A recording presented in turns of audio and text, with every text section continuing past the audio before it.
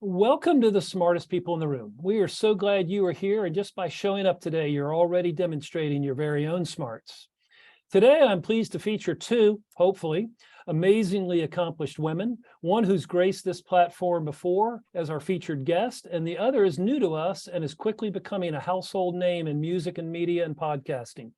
Both of these women are total badasses, and I promise you will leave today thinking, wow, who knew? And you will also leave smarter and more inspired than you arrived. Before we get started, please let me take care of some business. First, to the audience, please feel free to introduce yourselves in the chat window. The reason we do these webinars is twofold. First, we want to showcase really smart people in the amazing work they do day to day in the music industry. The second reason is a bit more nuanced. Many of you know that I am a music industry headhunter. I run the music practice at Turnkey ZRG, and I place music executives in roles throughout the industry. So by definition and function, I help people connect with companies. In this series, my goal is to help you make more connections, and I invite you to take full advantage of that opportunity.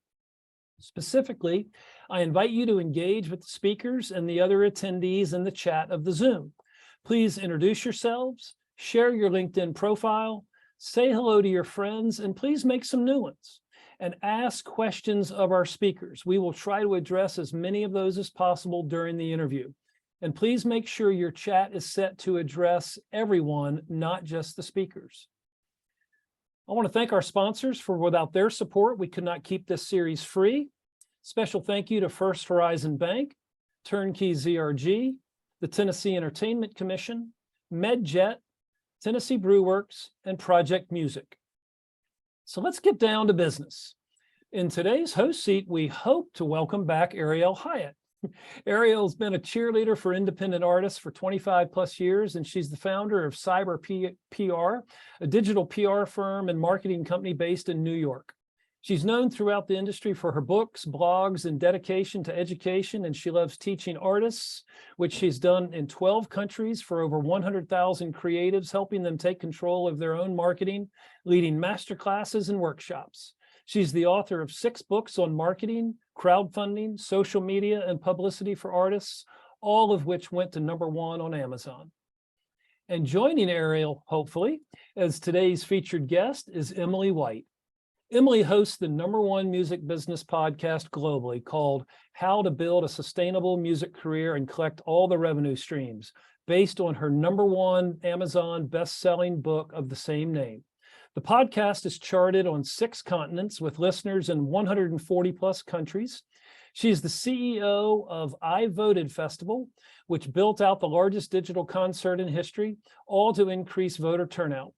She's a partner at the Collective Entertainment in New York City and has extensive career as an entrepreneur and executive. Emily just kicked off season 2 of her hit podcast as a live and interactive workshop that's available on demand via volume.com and takes musicians from recording to release and beyond throughout the series. She presents the information in a clear, methodical manner that's applicable to artists' home markets and shares how musicians can grow their careers nationally from there, while also ensuring that they aren't missing a single revenue stream along the way. She's been featured in many of our industry's most important publications, such as Pollstar, Billboard, Variety, Fast Company, Forbes, Bloomberg, Rolling Stone, Pitchfork, The Fader, Stereo Gum, Relics, on networks such as CNN, Vox, The Huffington Post, and ESPN, and is one of Billboard's Women of the Year. Her board service includes Well Done, Future of Music Coalition, Cash Music, South by Southwest, David Lynch Foundation, the Grammys EDU Committee, and Pandora's Artist Advisory Council. It is an honor to welcome Emily here today, and I am going to pinch hit for Ariel as we get this party started. Emily, it is such an honor. Welcome. Thanks, Tom. I have one lame thing on my end. I have about 1 million windows open, so I might freeze here and there, but I'm not going anywhere. No problem. So how in the world are you? And wait a minute, let me just begin. How in the hell do you do all that I just read? Do you sleep 20 minutes a night, sleeping in a closet upside down? That's a great question. I actually prioritize sleep. One of my favorite books is the book Why We Sleep by Dr. Matthew Walker. That's suggested reading in the college courses I teach. So my third book might be called The Emily Routine, and it starts with sleep. I drink a green smoothie in the morning. I move first thing in the morning, eat a healthy breakfast, sit down and meditate for 5 minutes, and then I'm ready to go. That's a pretty non-negotiable routine, whether I'm at a hotel room at Bonnaroo in London or at home in Brooklyn. Amen. Well, good on you. How many minutes a night do you sleep? At least 8. I Yeah. don't sleep with an Wow. alarm, so whatever my body and mind needs, I make sure it gets it. And you live in New York, right? I do, yeah. Sounds like you move around a little bit though.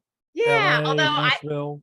it's interesting. I definitely travel more than most people, but I used to tour manage, so it doesn't feel like I travel that much, if that makes sense. Well, in doing my research for this, I learned that we have a lot in common. Not only do we share about 800 mutual friends on LinkedIn, but we also share some very close friends just in this business, namely my buddy John Boyle. Yeah. You and Boyle go back a little ways, and of course Ariel Hyatt. And how about Andy Bernstein at Headcount? Yeah, for sure. And I also feel lame. I swear I'm not tech savvy. I can't figure out how to change. I mean, I know how to change the chat, but it's not showing everyone. So like Mark Cates is here, Ethan Keller is here, a lot of really great friends in the chat. So hi, everyone. I'm really glad you're here. Cates, what a rock star he is too. He's been a guest on this program. I'm sure, of course. Yep. In fact, I had a chance to visit with him in Colorado recently at the Aspen Live conference. Welcome, Mark. Great to see you, brother. Love it. So let's talk a little bit about a former past that I have and share with you, and that's swimming. Seems like that's a big part of your childhood and your even adulthood. Tell me how you got into swimming. Yeah, 100%. I'm a legacy in the sport. My great grandmother was a competitive swimmer. My grandfather's in the International Swimming Hall of Fame for coaching. My dad's been a national team coach. My mom's an award-winning coach. And I was fortunate to be on a swimming scholarship in college. In my 20s, I was all music industry. I mean, I still am, but I did start working in swimming professionally a little bit, probably around the age of 30. By managing the rock star of Olympic swimming, Anthony Irvin. And Anthony he won a gold medal in 2000 when he was a young man at 19 and left the sport to play in bands, travel the world, take psychedelics, and reemerged in 2012 to make the Olympic team. And that's around the time I started working with him. And he went on to win the 50 freestyle gold medal in 2016 in Rio. So he had 16 years in between gold medals, which broke a whole lot of wacky records, longest span in between gold medalists, oldest Olympic gold medalists in swimming. So, and all of that's just been applying like my family background to actually my music industry background, because I've always managed Anthony and a few other folks in the Olympic swimming space like an artist, because that's what I know how to do. And you still swim to this day? I do. Yeah, I'm actually going to swim in a Masters meet in a couple of weeks and try to break a couple state records. We'll see. What's your event? 200 butterfly. No kidding. Were you an IMer as well? Yeah. I can kind of do it all but breaststroke. I'm exactly the same way. I used to describe my IM as butterback breast free. There you go. Yeah, I used to lose a lot of races in breaststroke. So talk to me a little bit about how you got into the music business. I mean, you've worn a lot of hats. You've been an artist manager. You clearly know everyone in the business, but how'd you get to the start and who gave you your start? Yeah, I mean, I'm from a village in Wisconsin, which on one hand, I used to say has no music industry, but on the other, you can build a career from anywhere. And my parents' really good friends owned the music shop in town. And I certainly took for granted that one of those people, Ellen McDonald, is on the board at NAMM, so it's just a reminder that you might have a lot of great resources around that you don't realize. But I worked really hard in the pool to get a swimming scholarship to Northeastern University and their great music industry program.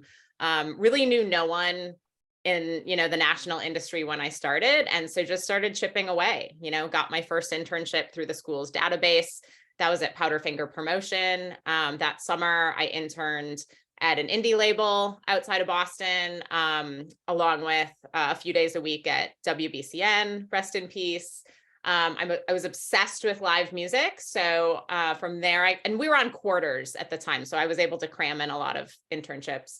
From there, I got an internship interning at what was Don Law Company at the time, which of course is Live Nation New England now. Through that, I got one of my favorite jobs ever in college, but really ever, ripping tickets and running the guest list at the Paradise in Boston and what was Avalon at the time. Now it's House of Blues. And then that summer, I went to New York and interned at VH1 Classic.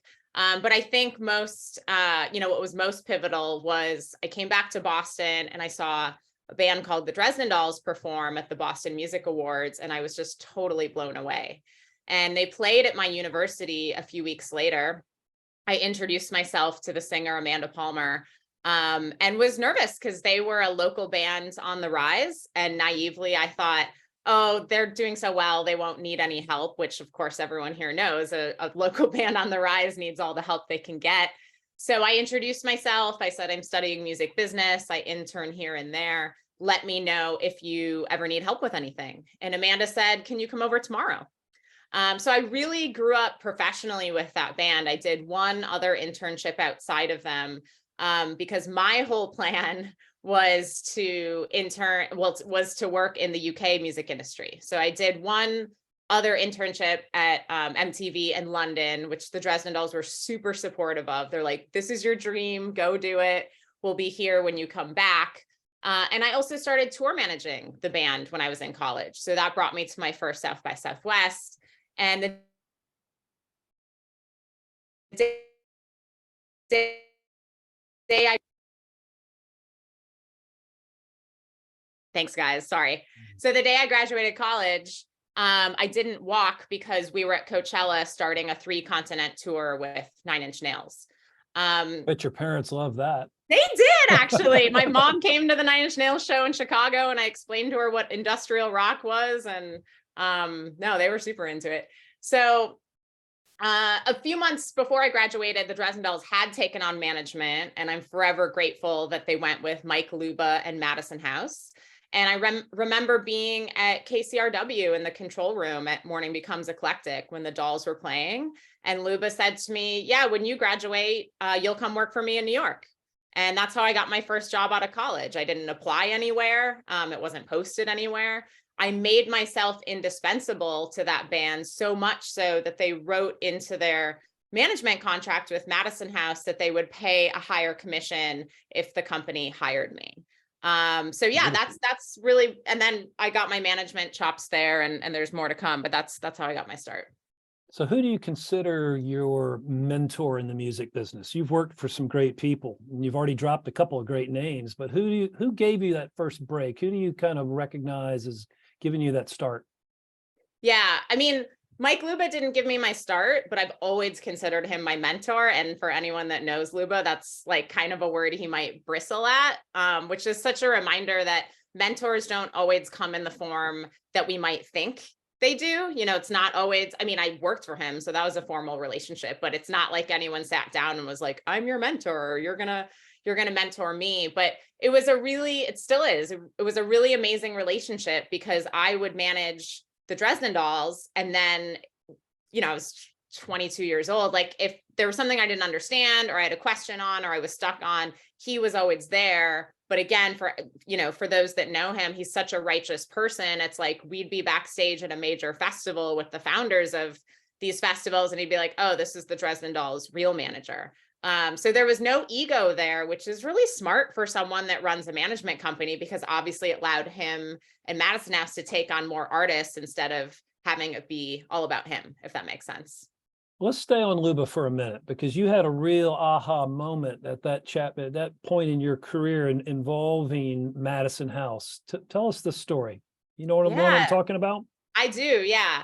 So, you know, I was young and working at the management company, loving my little life, running around to shows. And I was at a Dresden Dolls show, I think at the Middle East in Boston. And this is 2008. So technology wise, maybe 2007, we were like instant messaging zip files of albums back and forth. And I saw a fan come up to him. So this is obviously before Patreon, before Bandcamp. I saw a fan come up to Amanda, you know, at a show and just give her a check for like $300 and say, I just want to support you and your art. And this is kind of the iTunes era. So I'm like, why are we limiting ourselves to $9.99 on iTunes? So I wrote a little business plan that I called Suggested Donation Online Distribution, because Amanda had a solo album coming out. And no offense to the folks at her label at the time, I knew they would never let us do it. But my plan was, why don't we just post the album as a zip file? And if someone wants to pay $100 or someone wants to pay $1, let's do that. So I gave Luba my business plan. He's like, this is great. Let's get on a call. Someone else at the company was like, oh, this will never work. Like, just go back to working on your artists. But I started working on it in my spare time, even though, like I said, I knew the label legally would never let us do it. And then I remember going to bed one night, I'm dating myself, but I looked at my BlackBerry, and Left Sets had sent out, a blast, and it sounds like spam, but it said, click this. And it was Radiohead's In Rainbows, which was the exact same business model. And the person at the company who kind of was a naysayer about that idea, his favorite band was Radiohead. So when I went into work the next day, he was like, Radiohead stole your idea, which was kind of his acknowledgement of maybe that was a pretty good idea. But the reason that's significant is Luba passed along my business plan to Bob Ezrin, who was heading up the recording division at what was called Live Nation Artists at the time. And Luba ended up leaving Madison House around that time to go essentially be the A&R person at Live Nation Artists, which was based in Miami and headed up by Michael Cole. And Ezrin wanted to meet me. So we had lunch in New York, and he said, you're moving to Miami. And when you're 24 years old and Bob Ezrin says you're moving to Miami, that's what you're doing. So going into that, I thought this is either going to be the biggest thing ever or a big disaster. But if it's a disaster, it'll be a great learning experience. I kind of viewed it like grad school. So I went down there, and for the first few months, and for Brian Zisk and so many of you that remember that era, it was really exciting. It was kind of a think tank for the music industry. Ezrin in particular would be like, do this, try this. What do you think about that? And we were trying to sign, the biggest artists in the world. And to some extent we did, Madonna, U2, Jay-Z. And, one day, it was probably Ezrin who came to me and said, well, we just did this little $1 million deal, because all the other deals were like 150 million, which is public info, with this guy named Zach Brown. And Emily, you know how to use the internet, so we're going to give this guy to you. And I said, well, what are his ticket counts in Nashville? And the answer was 40. So I was like, okay, we have some work to do. And we started building that up. And but around the same time, there were rumors in the Wall Street Journal that Michael Cole wasn't getting along with Michael Rapino. And I came into work one day and we were all laid off. So 7 months into that. Now that has since become Rock Nation. So that's the origins of that. But that's what that business plan that you asked about led to. You're incredible. Amazing. So stay there for a second. Ezrin gave you some advice to then go into comedy. What the heck? Well, kind of. So Luba and Ezrin sat me down. So when we got laid off, Live Nation tried to hire me back a few days later. I wasn't really interested in that. I was offered a job, by another old boss who was now at Red Light. Matt Hickey offered me a job, and I was really flattered to have those opportunities. But Luba and Ezrin sat me down and they just said, look, all sides of this business. You're welcome to stay with us. We're going to do big things, but we're blocked by a non-compete. So we can't really do music. They did, I think, the Bodies exhibit in South America. They did some Broadway stuff. But they're like, you should move back to New York and start a management company, because there were artists reaching out to me, kind of hearing that things were going down in Miami.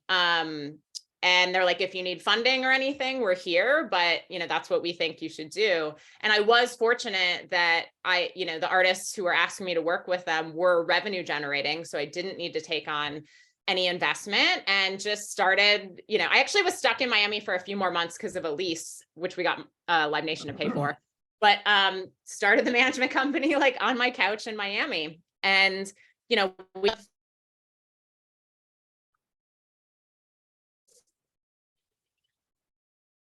Thanks, Froze guys. again. Yes, sorry. Thanks, guys.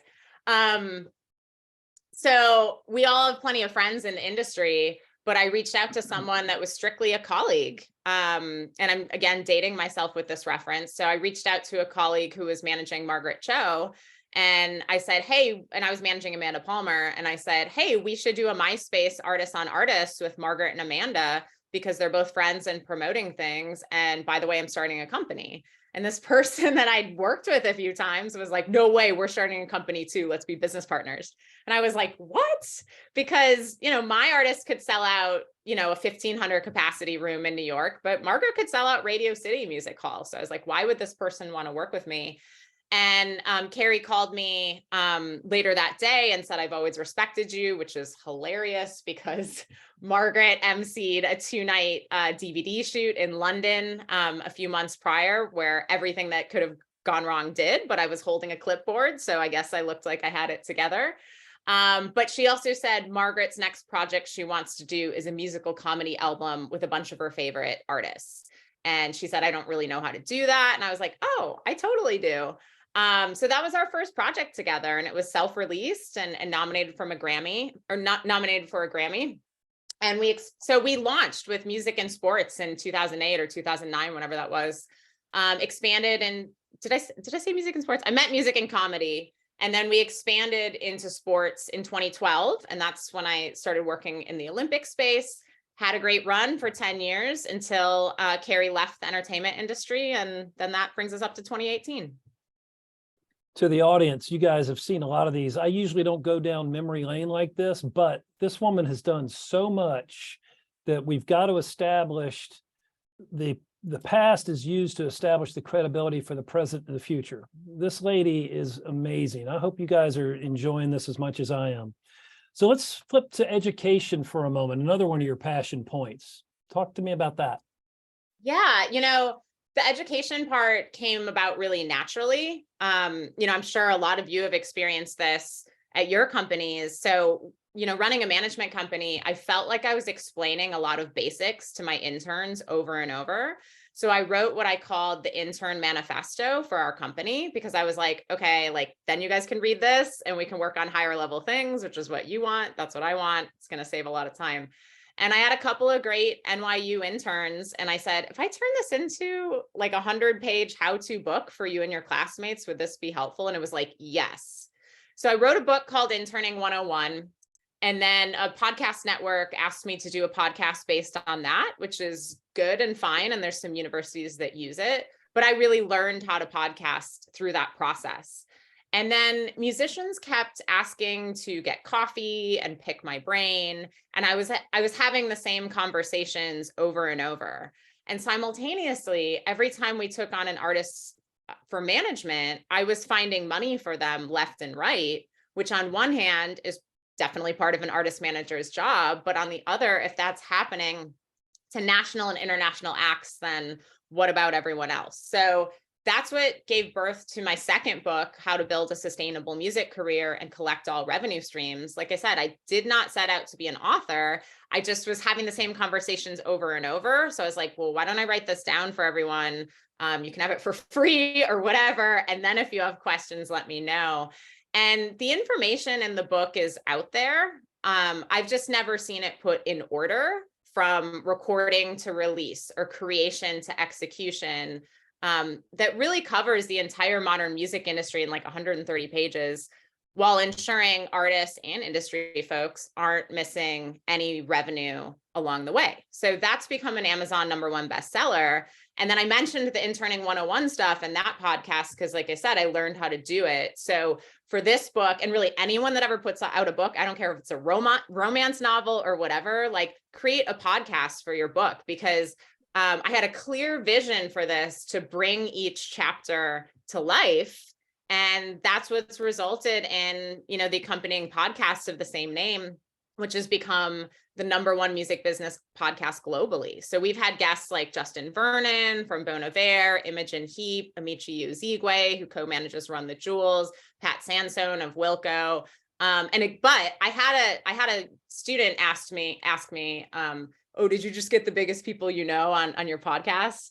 And I'm like, no, I got the right people, so I've been really deliberate in who can breathe life into these topics. We've had Don Passman, we've had, Ethan Diamond, the founder of Bandcamp. And yeah, and then I thought I was done. But there has been demand for season 2. So that's what we started recording this week. Amazing. So back to the name of the book, The Sustainable Career, right? You got a lot of people in the audience who are trying to figure that out for themselves right now.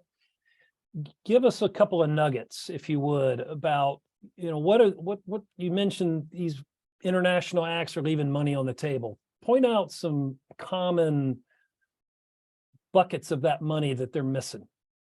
Well, first, for the sustainability portion, the Cliff's Notes version of that is data collection. And that's whether you're artist/talent or an industry person. So, many of you know this, but tech companies are the most valuable companies in the world. Why? Because they have all our data. And so as musicians and industry people, we just give that fan data away to, massive, it could be a social media company, it could be a DSP, or it could be a streaming platform, it doesn't matter. And so it's not the most sexy thing, but artists actually need to think of themselves as a tech company and get their fans' mobile phone numbers, get their fans' email addresses, bonus points if they can get, their zip code, postcode. And that's something that started with Amanda back in like 2002 or something, before people were even talking about this. I would totally say this in front of her, but she built an email list, well, for 2 reasons. One, Boston was a very rock scene at the time, and the Dresden Dolls are a punk cabaret duo. So they weren't really getting booked at like normal venues. So they would play art galleries and lofts and parties. And Amanda started this email list. I don't even think like email list software existed. It was just like a BCC thing. And this is where the paranoia came in, but like in a good way. She said she was starting to build a team at the time. And she said, well, what if you go away? What if my fancy attorney goes away? What if my booking agent goes away? This is the only direct pipeline I have to my audience to share my music and shows. And now the Dolls email list is like over 100,000. Obviously, Amanda, went on to raise the most money ever for a musician on Kickstarter, over $1 million. And that's on the back of that email list and her, the great trust and community she's built amongst her audience. For your second question on revenue streams, I know so many of you here are well-versed in this, but the number one missing revenue stream I see from songwriters and artists is music publishing. And that's absolutely, well, first, like I'll back up for 1 second, because this is something that surprised me over the past few years. I'm meeting young people who aren't even signed up for a PRO.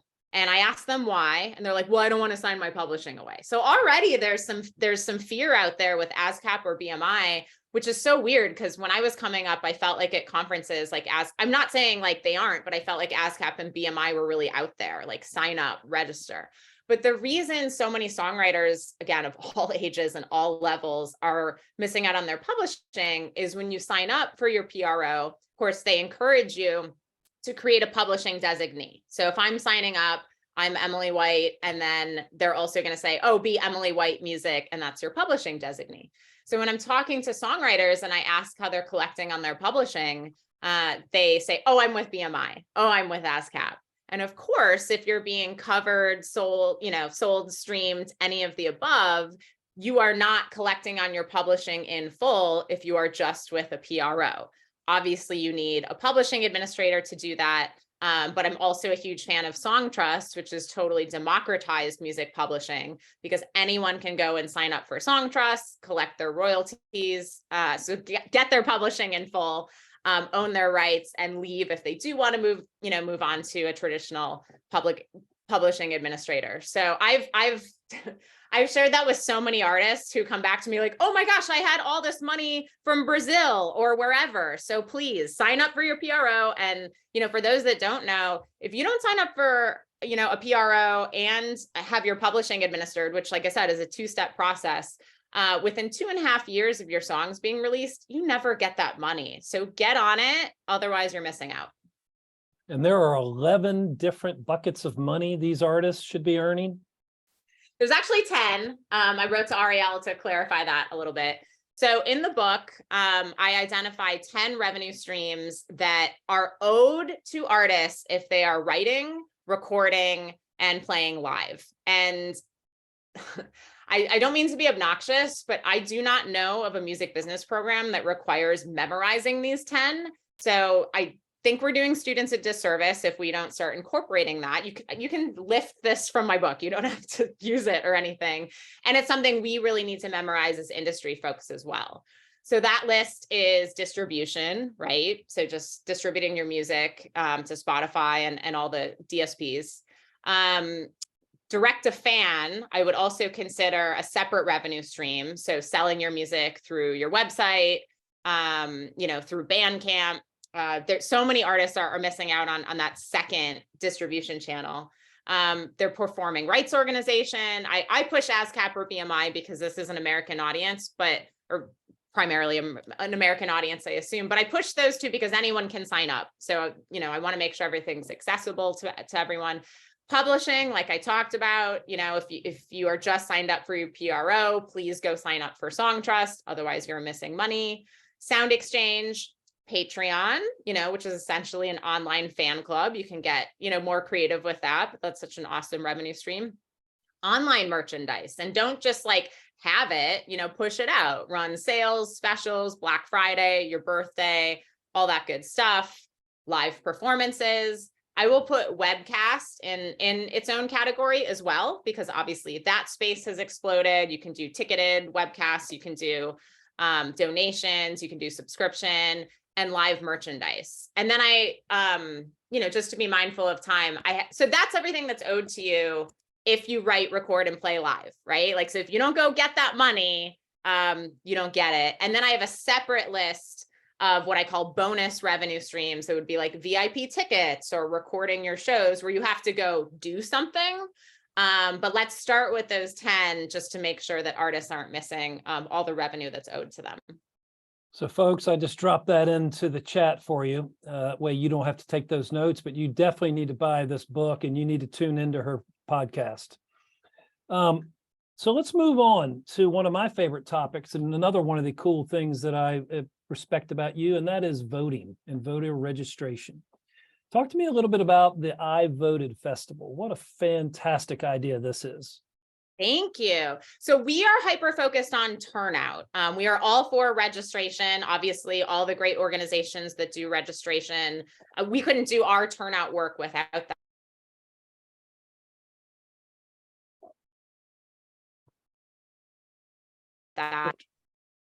Okay, I'm back, unfrozen. Thanks everyone for bearing with me.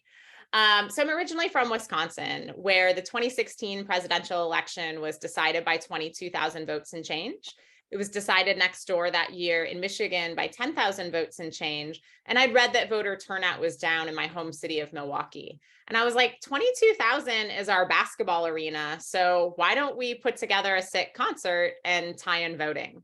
So we started in 2018 by activating over 150 concert venues in 37 states to let fans in on election night who showed a selfie from outside their polling place.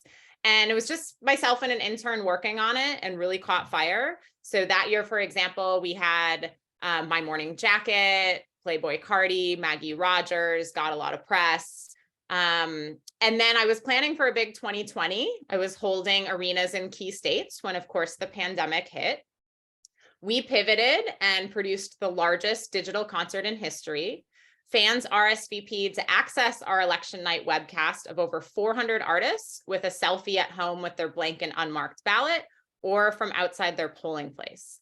That one, for example, we had Billie Eilish, Living Color, Fish, the list just really went on. But the other thing we do is instead of just reaching out to talent that we hope people will like or think that they'll like, we book talent per the data on the top trending artists in key states whose electoral margins are often decided by the size of a concert venue. So MIT has analyzed our work, showing that I Voted increases voter turnout by over 7%, whereas traditional get out the vote efforts, the best traditional get out the vote efforts do so by 0.5 to 1% for context. We certainly stand on the shoulders of giants. Those who came before us didn't have access to this data. So now we can really dig in and figure out what people are listening to where. We quickly followed up and produced I Voted Festival Georgia. And then we came roaring back in 2022. I added a layer because I wasn't comfortable asking venues to open their doors for the selfie because they're obviously still recovering from the pandemic. So with folks like John Boyle, we launched the first ever I Voted early sweepstakes. And so we partnered really with every concert promoter nationwide, and you enter the sweepstakes with your selfie criteria, and you can win tickets to over 600 concerts during the early voting period. And then that also auto RSVP'd you for our massive webcast that took place on election night 2022. So we're going to be, I think we'll be doing some stuff for Wisconsin and Virginia's local elections this year, and then obviously going really big in 2024. Go girl. Register, everybody.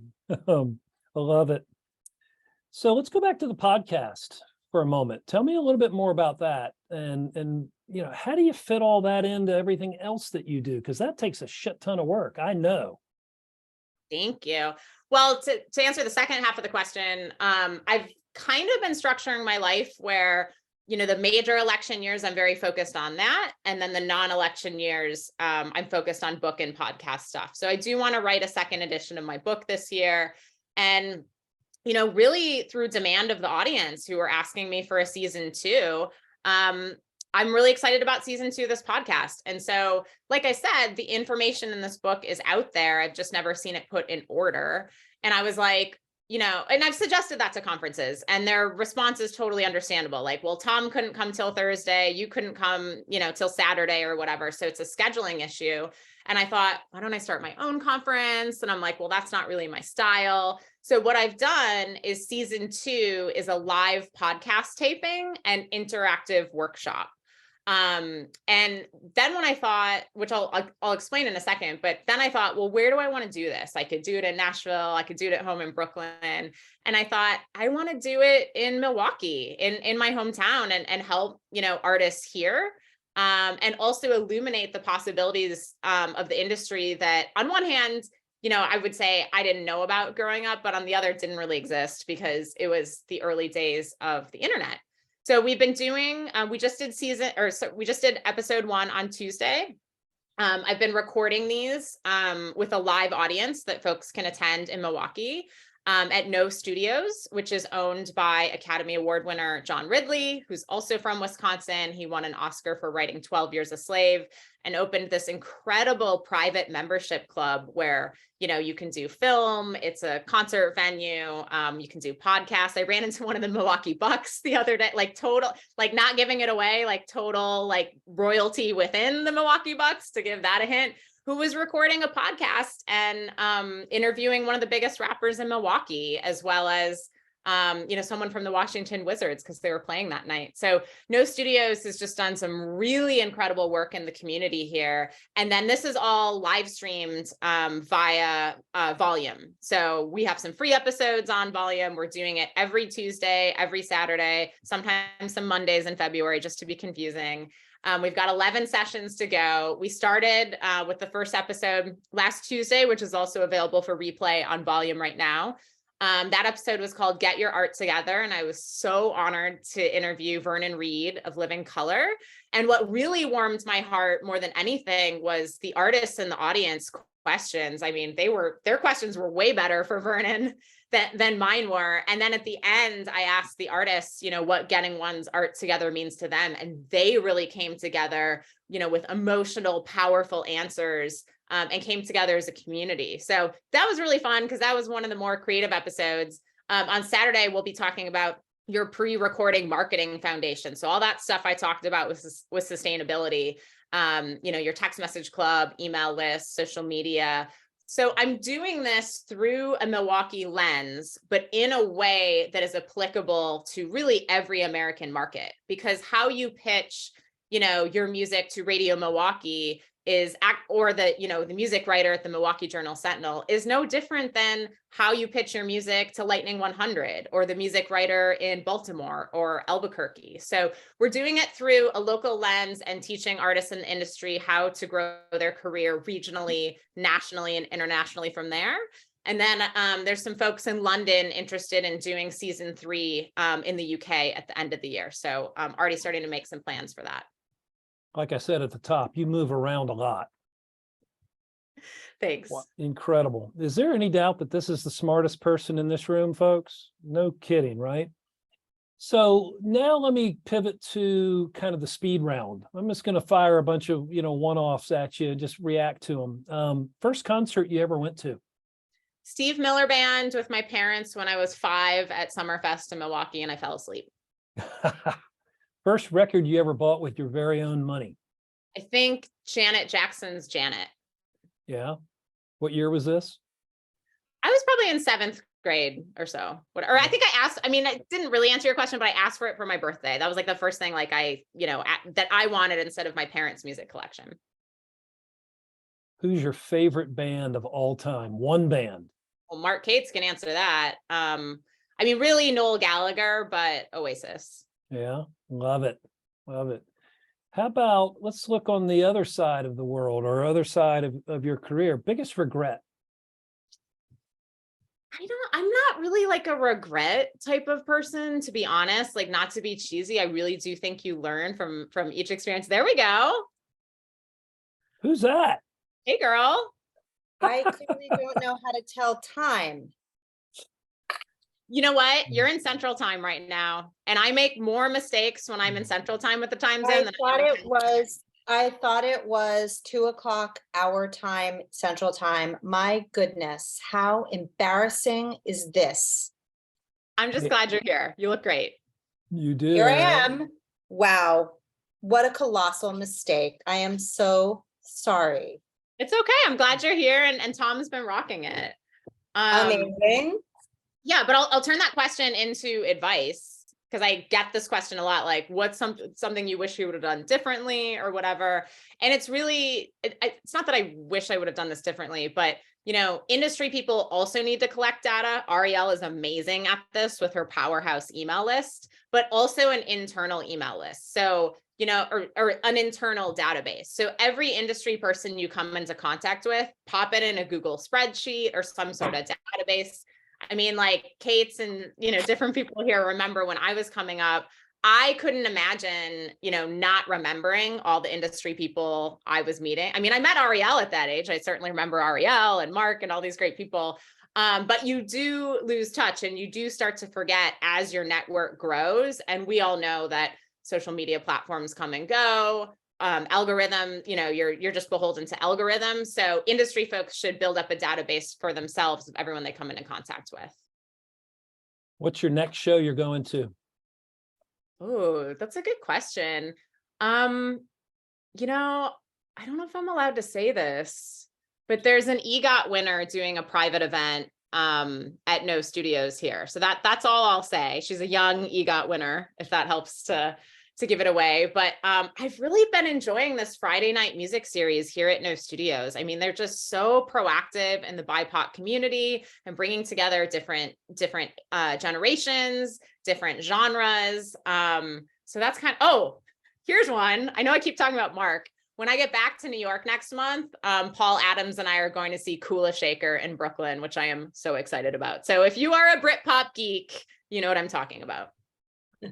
So while we've got Ariel here, Ariel, I'm going to draw you into this conversation now. I want to understand how you met this extraordinary woman, Emily White. How did she come into your world? It was definitely a music conference. And I think even Emily and I can't figure out the answer to that. I am so upset right now. I'm like literally dying inside. The amount of preparation that Emily and I put in and the fabulous questions I had lined up. I'm so sorry, you guys. Can I pause you to help you move on? I have been at a corporate retreat in a hotel here in Nashville, and I just got my times wrong. No. I did the exact same thing the other day. So John Ridley and a woman from Summerfest here wanted to meet with me about keynoting Summerfest Tech and all this huge, Summerfest is literally the biggest music festival, like in-person music festival in the world. And I'm like sitting on the couch in sweats, not ready. And then John Ridley's sister calls me. She's like, "Oh, we're in the gallery. Are you coming?" And I'm like, I did the time zone thing. I did the exact same. So I blew a meeting the other day. We all do so many calls and meetings. It's going to happen once every 500 times. So Here's my once in front of hundreds of people. Anyway, back to Emily and how I met her. It was at a conference for sure. I don't know if it was New Music Seminar or in those early days, it was pretty much every time I left the house to go to a conference, Emily was there. And so that's how she came onto my radar. And we just started talking because we had people in common, Mike Luba being one of them. Lalenia Luba, his wife, was one of my first publicists who worked for me way back in our Boulder days. So we had a community in common. And then I was so drawn to how Emily teaches when she speaks, which I'm sure was evident in this last 46 minutes that I missed. I was so appreciative of recognizing a kindred spirit, someone who didn't take for granted that people in our industry might be very good in one lane, but not very good at understanding the other lanes. And she was always so clear in her communication. So that's what really drew me to her, and her passion for educating on both sides of the desk. People who are up and coming in our industry by writing Interning 101, and people who are well established by all the other things that she's done. Well, thank you, Ariel. And I don't know if we've ever talked about this, but I was like a fangirl of you when I was a 19-year-old intern. So I remember, your PR firm in Boston and everything, and your cute little logo and your boots and stuff. So I've been an Ariel fangirl for a long time. I think that was one of the first things you did say, that you read my blog back in the day. Yeah. Very cool. Well, Ariel, literally, you were missed, but you prepared me so well to crush this. So thank you so much. So glad. You did. And folks, we're about out of time. We got time for maybe one more question from the audience, but at the end of the day here, this has been remarkable. And Emily, I wish you could clone yourself 4 or 5 times, because we need more of you in the universe. So I wish I could clone me too, actually. Well, given all the things you work on, you need to.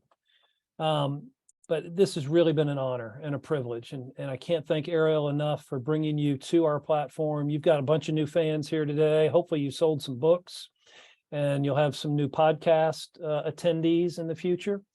And folks, to the audience, you got yourself a good one today. I'm glad you came. And I look forward to seeing you here next Thursday at the same time. And with that, I'll sign off. Be nice to everybody. Thank you, Emily. Bye, Ariel. Cheers.